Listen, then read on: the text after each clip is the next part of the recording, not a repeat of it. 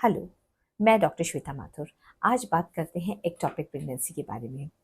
Ectopic pregnancy early pregnancy का एक complication है जिसमें बच्चा यूट्रस में ना रह के, जैसे कि आपको पता होगा कि प्रेगनेंसी यूट्रस में रहती है, लेकिन एक्चुअली प्रेगनेंसी यूट्रस में स्टार्ट नहीं होती।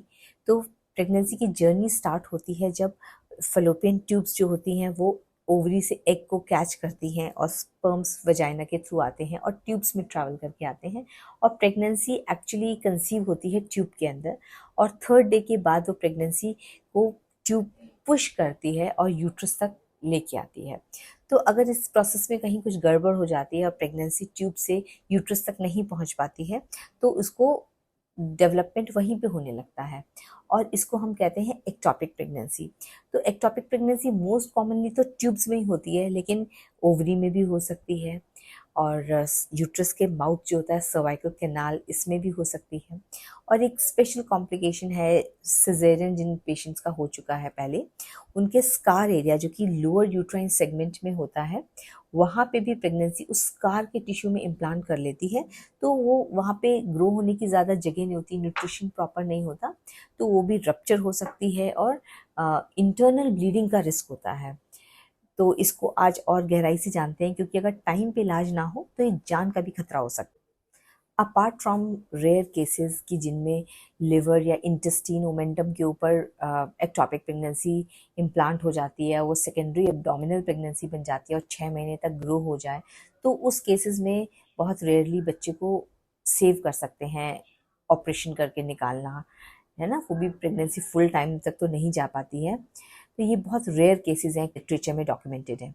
अदरवाइज एक्टोपिक प्रेगनेंसी में हम बच्चे को सैडली सेव नहीं कर सकते। तो चलिए समझते हैं कि एक्टोपिक प्रेगनेंसी होने के क्या हाई रिस्क फैक्टर्स हैं। तो पहला हाई रिस्क फैक्टर है इन्फेक्शंस ट्यूब का, जो कि ट्यूबरक्लोसिस काफ़ी कॉमन है, या पीआईडी जिसमें बार बार यूट्रस और ओवरीज में इन्फेक्शन होता रहता है, वेजाइनल डिस्चार्ज रहता है, पेल्विक पेन रहता है। एंडोमेट्रियोसिस एक कॉमन कॉज है, और कि जो लोग आईयूसीडीज यूज़ करते हैं, जैसे कॉपर टी मल्टीलोड वगैरह यूट्रस के अंदर, तो कई बार उसमें भी एक्टोपिक प्रेगनेंसी होने का रिस्क होता है। या जो प्रोजेस्टेरॉन ओनली कॉन्ट्रासेप्टिव पिल्स लेते हैं उनको थोड़ा हाई रिस्क होता है।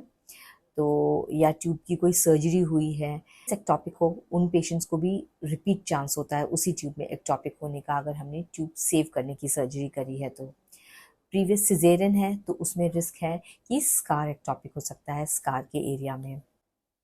अब बात करते हैं कि एक्टोपिक प्रेगनेंसी को हम कैसे जल्दी डायग्नोस कर सकते हैं, या इसके वार्निंग साइंस क्या होते हैं। क्योंकि एक्टोपिक प्रेगनेंसी अगर जल्दी डायग्नोस हो जाती है तो हम उसको इंजेक्शन से, जो कि एक एंटी कैंसर ड्रग होता है मेथोट्रेक्सेट, उससे कंट्रोल कर सकते हैं और हमने सर्जरी अवॉइड कर सकते हैं। कई बार पेशेंट्स आते हैं एक्टोपिक प्रेगनेंसी के साथ और उनको आइडिया भी नहीं होता है कि वो प्रेग्नेंट हैं। तो सबसे इम्पॉर्टेंट ये है कि अगर आप सेक्सुअली एक्टिव हैं, भले ही आपने प्रोटेक्टेड इंटरकोर्स भी किया है, तो भी अगर आपका पीरियड मिस होता है तो सुबह के फर्स्ट सैंपल से एक बार प्रेगनेंसी टेस्ट यूरिन किट से ज़रूर कर लीजिए आप। अगर प्रेगनेंसी टेस्ट पॉजिटिव है तो आप हाई अलर्ट में रहिए कि अगर आपको कुछ भी स्पॉटिंग होती है, कुछ भी ब्लीडिंग हो जाती है प्रेगनेंसी टेस्ट पॉजिटिव के साथ, या पेट में लोअर एब्डोमेन में दर्द रहता है, बहुत सीवियर हो रहा है, या आँख के सामने अंधेरा आ रहा है, ब्लैकआउट हो रहा है, चक्कर खा के बेहोश हो रहे हैं, ऐसा कोई भी सिम्टम है तो आपको तुरंत डॉक्टर से मिलना है। कई बार यूरिन प्रेगनेंसी टेस्ट नेगेटिव भी आता है क्योंकि वो इतना एक्यूरेट टेस्ट नहीं है। तो जब आप डॉक्टर से मिलेंगे तो वो आपके ब्लड टेस्ट कराएंगे, जिसमें एक टेस्ट होगा बीटा एचसीजी का, जो प्रेगनेंसी कंफर्म करने का हार्मोन होता है। और ये एक क्वांटिटेटिव टेस्ट है कि मान लो आज कुछ वैल्यू है, मान लो वैल्यू 1500 या 2000 से ऊपर है, तो हम एक वजाइनल अल्ट्रासाउंड करके प्रेगनेंसी को लोकेट कर सकते हैं। लेकिन अगर वैल्यू इसकी काफ़ी कम है इससे, तो आपका blood test beta HCG 48 hours में दोबारा कराया जाएगा, ये जानने के लिए कि आपका बीटा एचसीजी प्लेटू तो नहीं हो गया है, डबल हो रहा है, या एटलीस्ट 50% राइज है, या फॉल हो रहा है, जिससे हमें प्रोग्नोसिस का पता चलता है।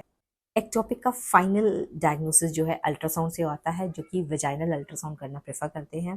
तो इसमें यूट्रस के अंदर प्रेगनेंसी का सैक नहीं दिखाई देता है, कभी कभी एक थोड़ा फ्लूइड वाला एरिया होता है जिसको सूडो सैक कहा जाता है, और यूट्रस के पास में जो ट्यूब्स का एरिया है वहाँ पे कई बार हमें जेस्टेशनल सैक के अंदर फीटस की हार्ट बीट भी दिखाई दे जाती है।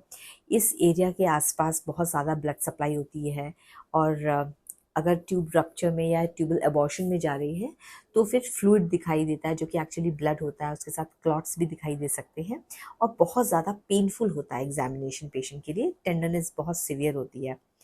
तो अल्ट्रासाउंड के डायग्नोसिस के बाद या तो अगर मेडिकल मैनेजमेंट पॉसिबल है तो हम इंजेक्शन मेथोट्रेक्सेट देते हैं, नहीं तो सर्जिकल भी ट्रीटमेंट करते हैं। कई बार हम ऑब्जर्व भी करते हैं डिपेंडिंग ऑन द केस कि क्या हो रहा है, बीटा एचसीजी किस तरीके से फॉल हो रहा है या प्लेटू हो रहा है। अगर ट्यूब रप्चर हो जाती है तब तो ट्यूब को निकालने के अलावा कोई और ऑप्शन हमारे पास नहीं होता है।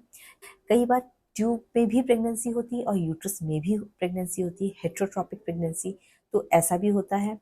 तो कई बार यूट्रस में अगर प्रेगनेंसी दिख जाती है, जब क्योंकि एक्टॉपिक प्रेगनेंसी ऐसा नहीं कि अगर आपका आज डायग्नोसिस हुआ एक्टॉपिक प्रेगनेंसी का तो 15 दिन पहले भी वो सैक दिख जाता। टॉपिक एक बहुत सीरियस कंडीशन है जो कि अर्ली डायग्नोसिस से आप इसका बेटर मैनेजमेंट हो सकता है, नहीं तो इंटरनल ब्लीडिंग स्टार्ट हो जाती है। तो कई बार इतना ज़्यादा ब्लड लॉस हो जाता है कि हम लैप्रोस्कोपिक सर्जरी भी नहीं कर पाते, हमें कभी कभी तुरंत खोलना पड़ता है, पेशेंट बिल्कुल कोलैप्स होके अगर आता है तो। अब तो अलर्ट रहिए और डॉक्टर से मिलिए, जस्ट गूगल मत करिए अपने सिम्टम्स को। So if you learn something new तो please like the video and share, follow us for more such informative videos and take care of your health. Wish you good health.